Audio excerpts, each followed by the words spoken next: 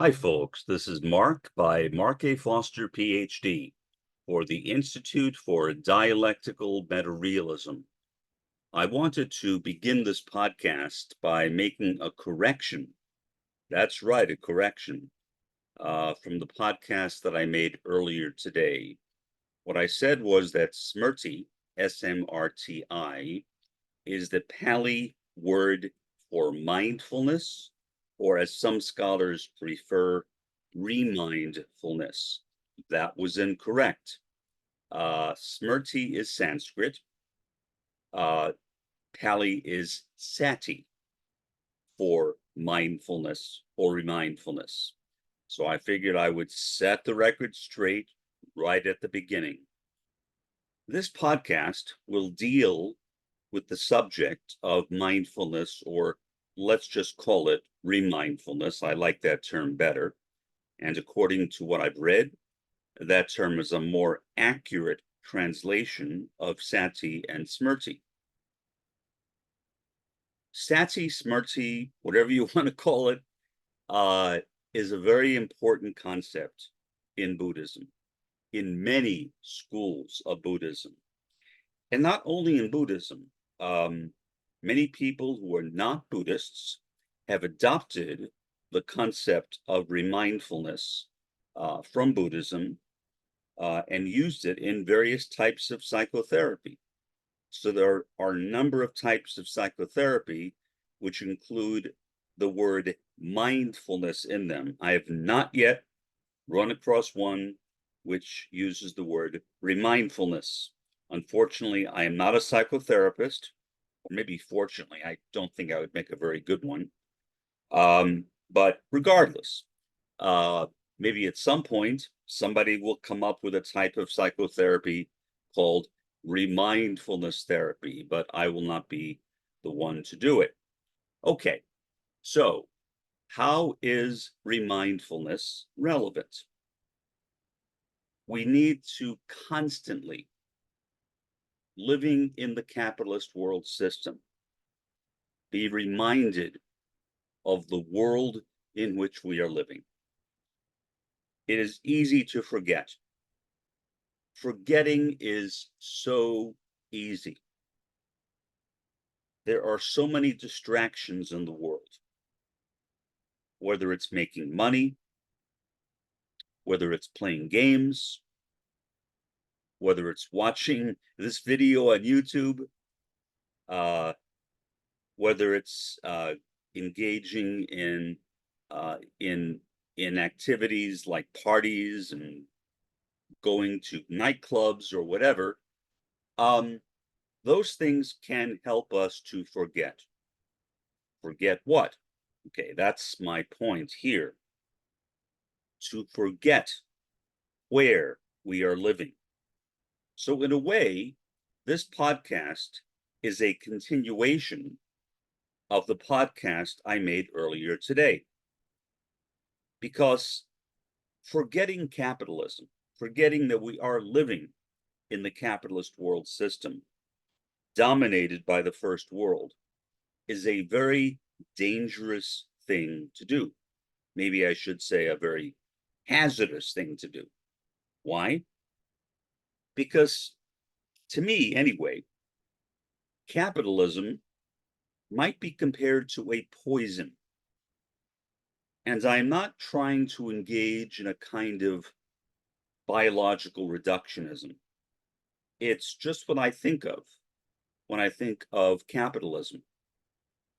It literally poisons not only us as individuals, but it poisons the societies that we live in and the world as a whole, but especially the first world, is really, really poisoned. And the signs of that forgetfulness are all around us. I mean, if we remembered why we are here, that we are here to make the world better for humanity, or to put it another way, to make the world better for the proletariat and the subaltern, then I don't think that we would do the things that we do. Generally speaking, in my experience, people who do the most forgetting are usually not communists. Now, are there exceptions? Sure, there are exceptions. Communists are not necessarily angels. If you're looking for angels, don't look anywhere because you're not going to find them. Look up there somewhere, maybe. But on Earth, no. None of us are angels. None of us are perfect. None of us are truly saintly. We are just ordinary human beings. I know that I am. I am constantly aware of my flaws as a human being, especially since my experience, which gave me empathy as an autistic, and which literally transformed me from a person, if you could even call me a person back then, who had no sense of intersubjectivity, using Edmund Husserl's term, to one who does. Right now, I can look at a person and I can literally feel what they are feeling sometimes, if I am in the right mood, if my focus is on the right things. In other words, if I am in the right place at that moment. Often I am not. Often I am not. And so, as a result, I frequently find myself in a condition of forgetfulness. If we want the capitalist world system to end, we can never forget about it. We can never stop being aware of the system that we are living in, of the way in which that system is literally destroying our planet, whether through air pollution, pollution of our seas, whatever. The pollution of our hearts, the pollution of our minds, all of those things. We are constantly being tempted but to think of things that are basically trivial or irrelevant. We watch television, or at least some people do. I haven't watched TV in over a year, but I do watch YouTube, so maybe that's the same thing. I don't know. And there are all these diversions, all these commercials which promise happiness and success and prosperity if only we buy the right product. And if we buy that right product, we are guaranteed some form of ecstasy or happiness or success. Remember this one fellow, guy is still around, I don't know why or how, named Robert Tilton. He is a Pentecostal minister or a charismatic minister. Those are the people who speak in tongues and engage in alleged acts of healing, interpretation of tongues, and in some of the more extreme forms, especially in parts of southern Appalachia in the US, handle snakes and drink poisons. And many of those people have died as a result. Well, Tilton, as far as I know, is not a snake handler, but he is a hoaxer, or was a hoaxer anyway. And that hoaxing was demonstrated by a show, I forget which one. It was either 2020 or 60 Minutes. I believe it was 2020. They did an inside investigation into Robert Tilton's method of healing. He would say, well, if you send me your money with a prayer request to this address, God will heal you. What was that address? Maybe some of you know. It was the address of a bank. It was the address of a bank. Why Tilton never ended up in prison for committing fraud is beyond me. To the best of my knowledge, and maybe I'm wrong, Tilton was never prosecuted. Why? I don't know. But he got away with a really, really dirty act. Really dirty act. What would happen is that the bank would receive the check with the prayer request in the mail, and they would discard the prayer request and deposit the check into Tilton's account. And so Tilton's money, or the wealth of his church, however he might choose to spin it, grew dramatically. And Tilton became a wealthy man. What about his followers? What about those people who sent in the money? Many of them were poor. They could barely afford to send Tilton the money. And yet they did. Out of hope. Can I relate to that in my own life? No, I can't, but I can understand it. I can empathize with it because I have had pain in my life, and I have had people who have tried to exploit me, sometimes successfully, sometimes not. But Tilton literally established a business, which he called a church, based upon lying. Based upon lying. Nothing but pure lies. Nobody, as far as I know, ever read the prayer requests. Certainly Tilton did not, since he never even received the mail. I doubt the bank officials did. Maybe some of them did out of curiosity, but I doubt it. But the money they took, they were very happy to take the money and put it in Tilton's account, which not only made Tilton wealthier, but made the bank wealthier too.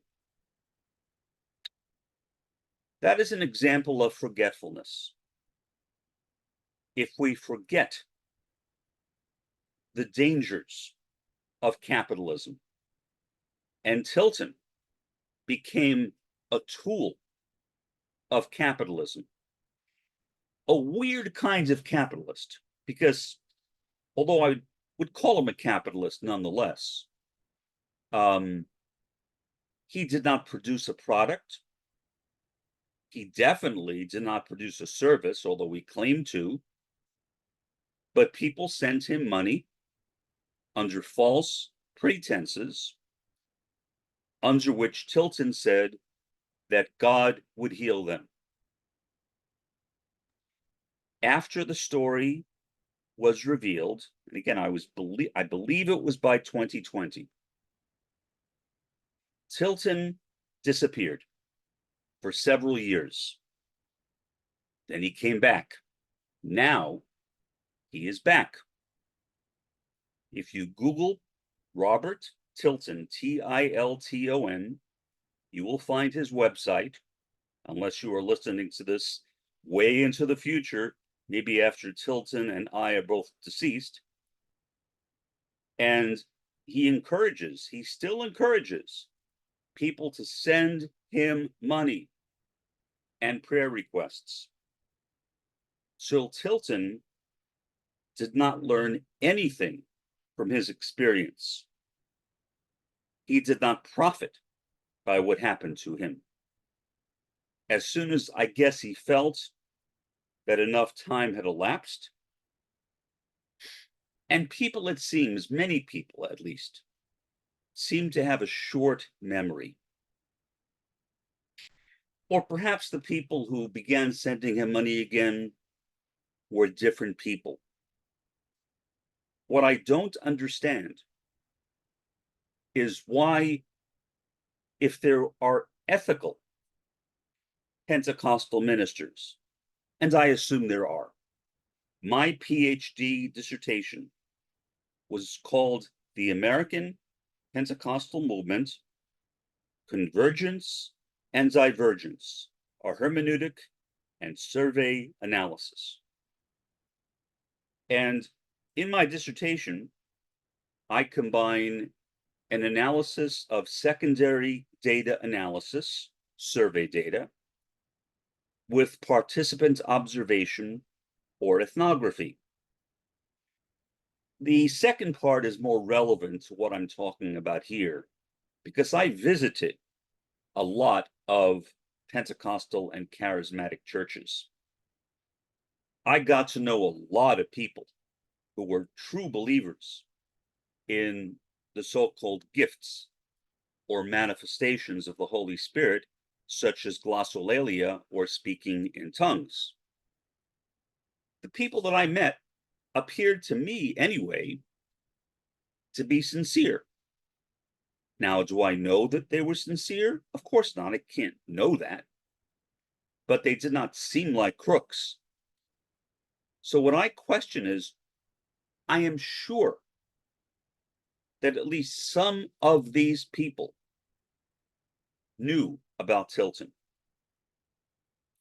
Why didn't they reveal the information? Now, in a way, I'm kind of bending time, because the Tilton scandal occurred after I wrote my dissertation.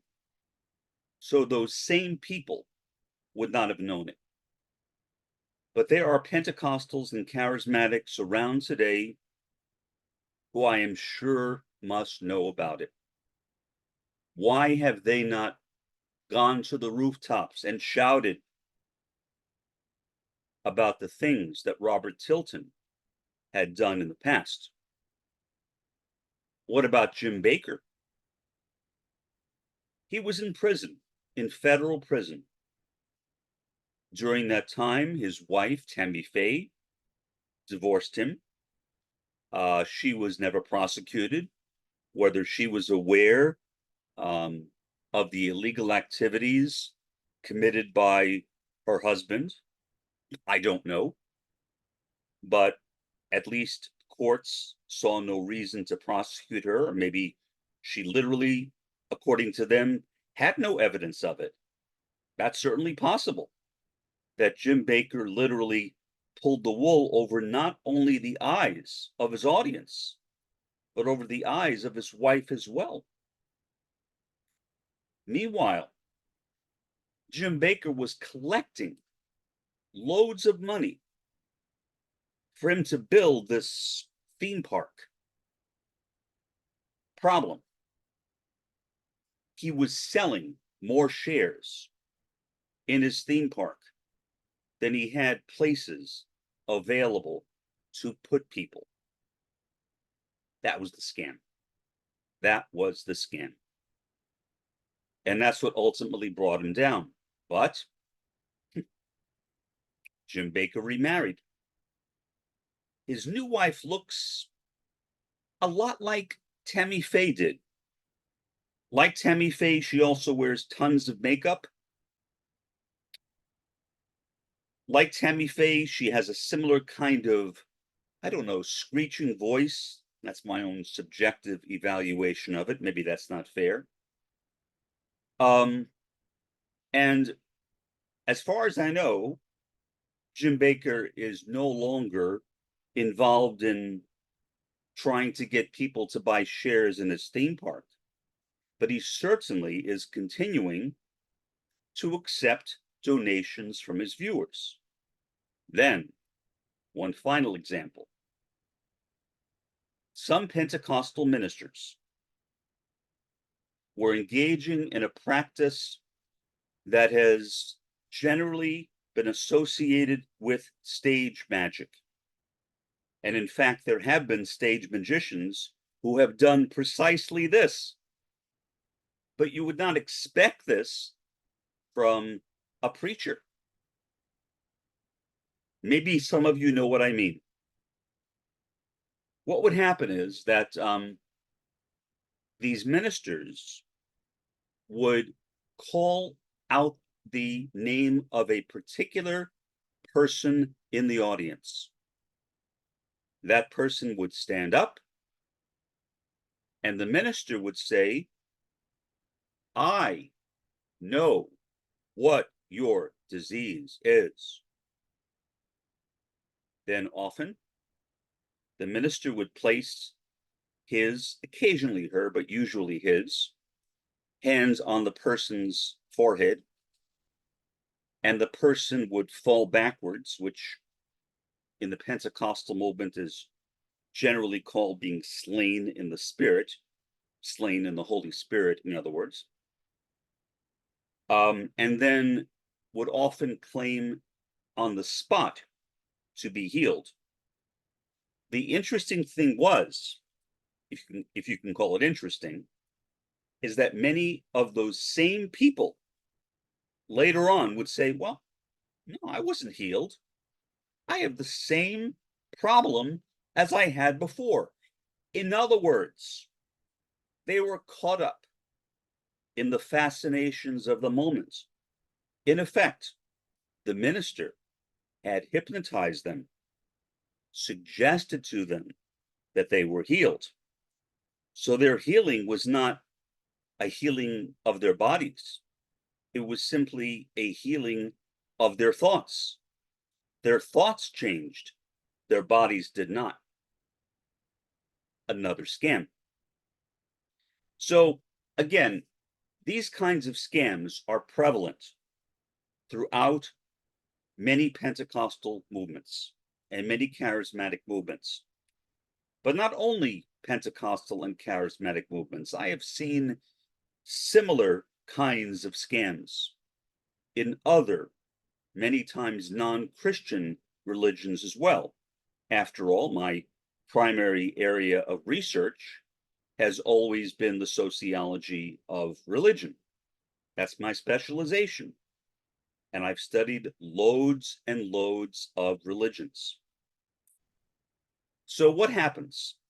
Why would a minister engage in such unethical and, in some cases, in the case of Jim Bakker at least, illegal activity? Why would somebody who says, "I am spiritual," or to use Pentecostal charismatic terms, "I am spirit-filled," and then see that so-called spirit-filled person engage in such blatant acts of misbehavior? I have no idea, because I can't relate to that. It makes no sense to me, but again, all I can do is to trace it back to the subject I discussed in the last podcast, and that is to Adam Smith's discussion of greed, where Smith said, as I previously mentioned, that human beings are naturally greedy. That is our basic human nature. To Smith, there was no higher nature. Roy Bhaskar, as I've discussed, did say there was a higher nature, which he called co-presence. But Adam Smith said no such thing. To Smith, greed was our nature. And therefore, Smith argued, capitalism, as a system based upon greed, which encourages accumulation of stuff, is the best economic system to have. Again, more forgetfulness. It is easy to remain forgetful when one is in a state of demi-reality, when one is living in a state of illusion, of disunity or splitting. It is so easy. I have seen it happen to so many people. There are some cases I know of personally which are so disgusting that I would not even repeat them here in this podcast. purely disgusting. And yet these individuals, people that I knew personally, this is not secondhand information. This is firsthand information that I received because I knew them, engage in horrendous acts, indecent acts. Well, the indecent is a clue right there. Really, really bad behavior. The one person I'm thinking about right now actually did go to prison. What his current condition is, I don't know.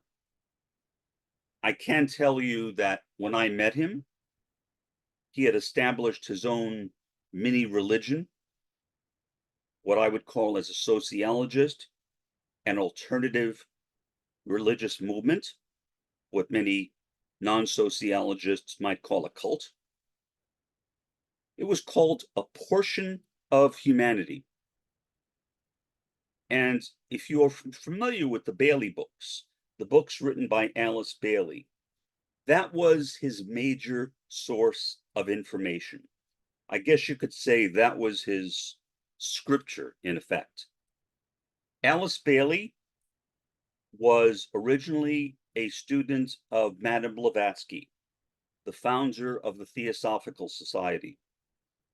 Then she broke away from theosophy, at least in name, to start the Arcane School and a few other organizations related to it.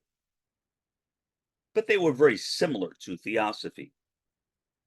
The Arcane School became the most basic foundation of what in the 1970s began to be called the New Age movement.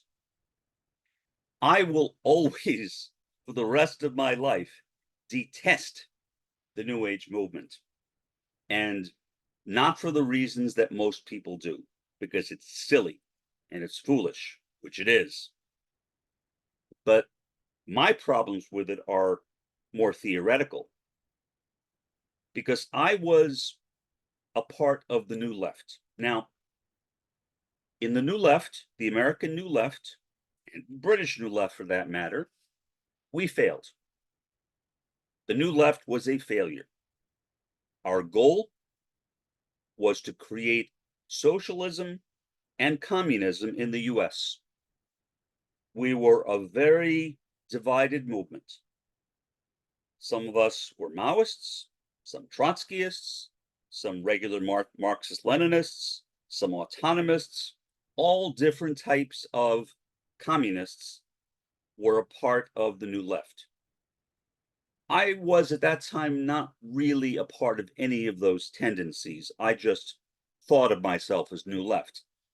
I mean, I was only 12 years old. I was too young to get into the subject that deeply. But then the New Left fell apart. Why? Because we overpromised. We overpromised. We had too much faith in our own abilities. That is a really bad mistake to make as a communist. You never put faith in your own abilities. You just don't. Because if you do that, most likely you will fail. Because no matter how capable an individual might be, no individual or collection of individuals is going to be able to overturn the capitalist system. For that, we need the dialectic. And at least in my organization, we never even discussed the dialectic. In fact, I didn't even hear about the dialectic, oddly, until after the New Left ended and I became a Marxist-Leninist Titoist, which is what I was immediately after the New Left fell apart. So I was literally unaware of the dialectic. But you can't have communism. You can't have communism in any way, shape, or form without the dialectic. But we neglected that, and we thought that we, through our own power, could bring about socialism and communism. In other words, either we didn't know, which was true in my case, or what was true in the cases of many others, they forgot. So that's why forgetting is so dangerous. Remembrance, right? Remindfulness is very important in communism.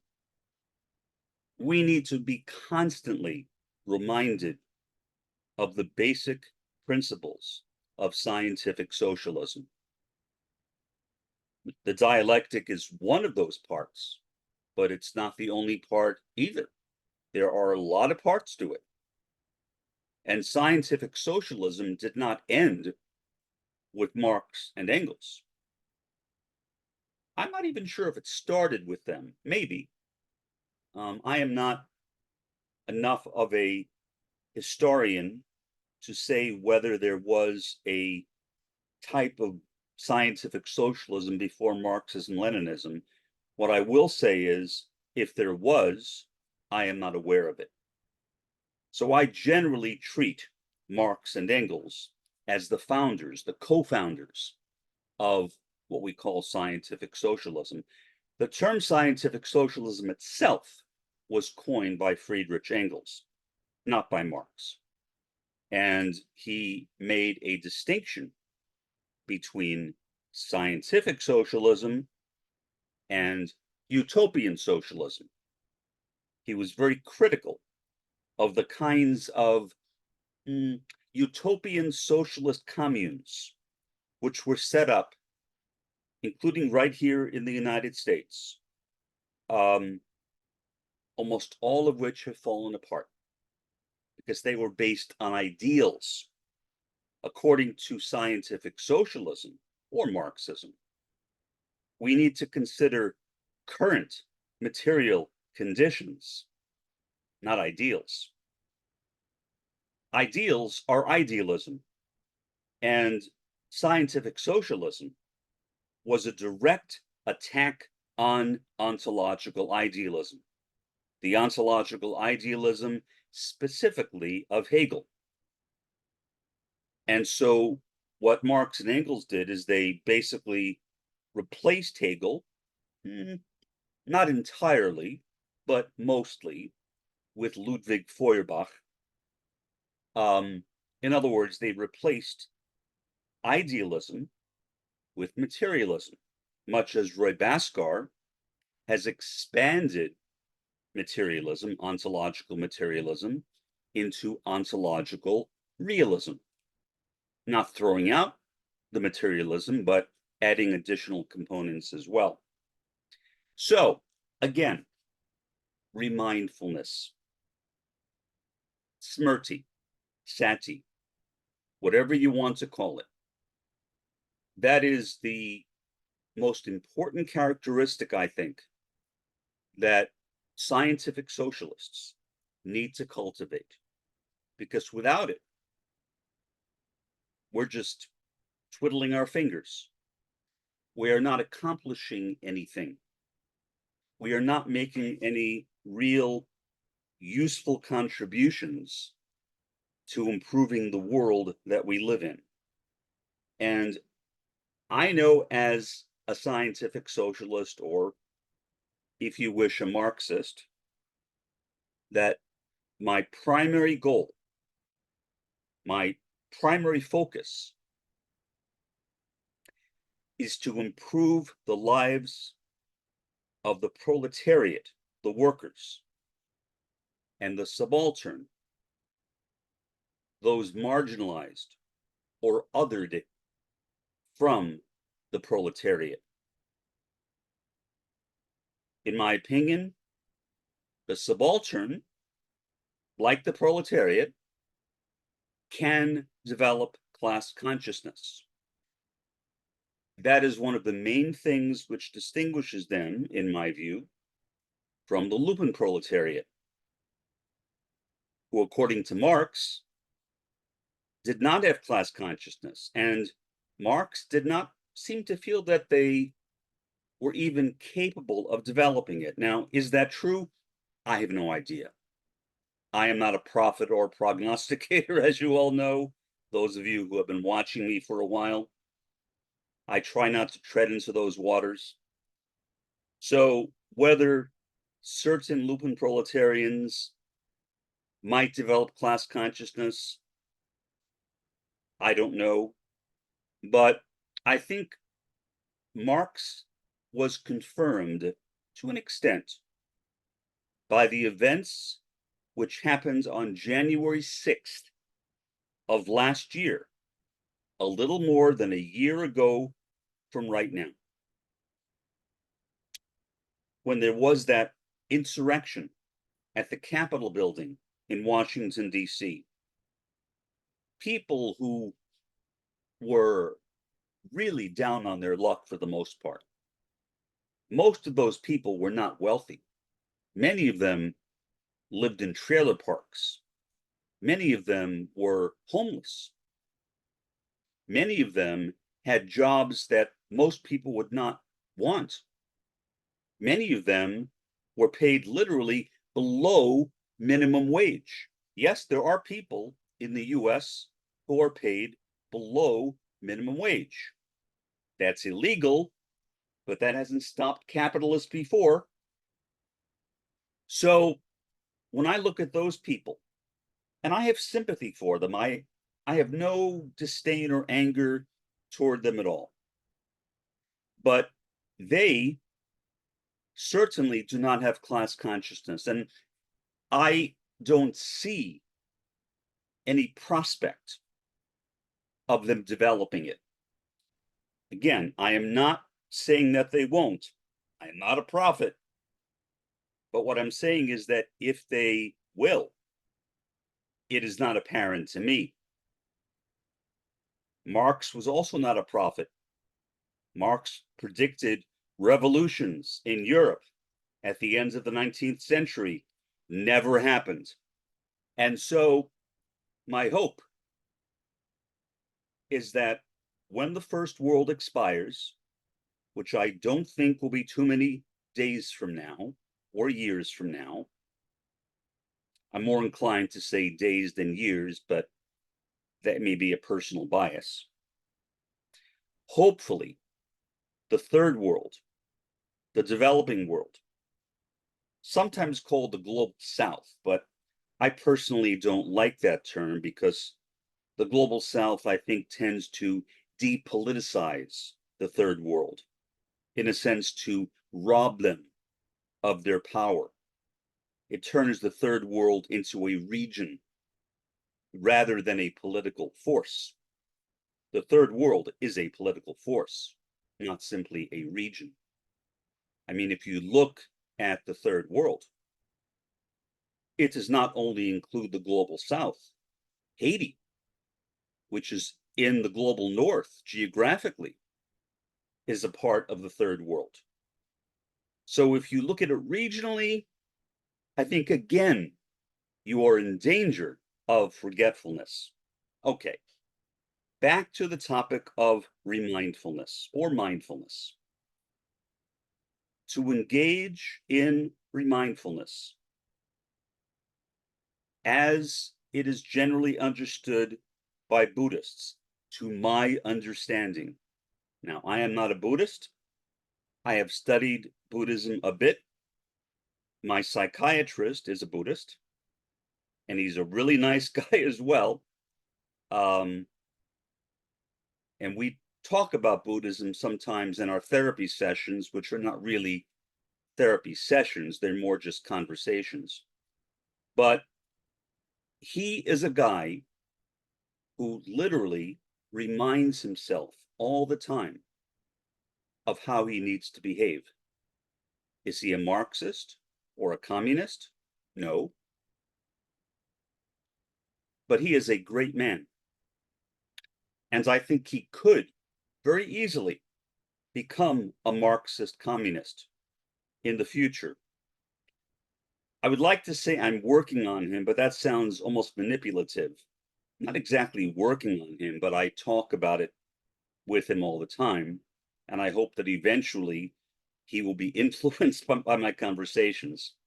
So, in any event, if we are not always, every day, no, every minute, every moment, reminded of scientific socialism, including the power of the dialectic, then we could easily drift off into forgetfulness and forget that the reason why MAGA is because there are people devoid, at least for now, of what we call in Marxism class consciousness, or what Paulo Freire referred to as conscientization. For the time being, this is Mark by Mark A. Foster, Ph.D., for the Institute for Dialectical Meta-Realism. Have a pleasant day and an even better day tomorrow.